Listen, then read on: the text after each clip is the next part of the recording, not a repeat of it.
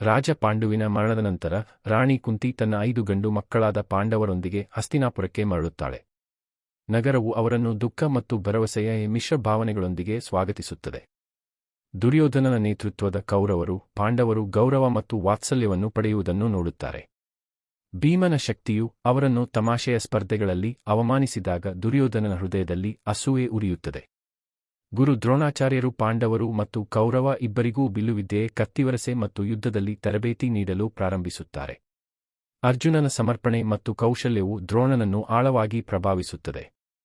ಅರ್ಜುನನು ಶ್ರೇಷ್ಠನಾಗುತ್ತಿದ್ದಂತೆ ದುರ್ಯೋಧನನು ಹೆಚ್ಚು ಅಸಮಾಧಾನಗೊಳ್ಳುತ್ತಾನೆ.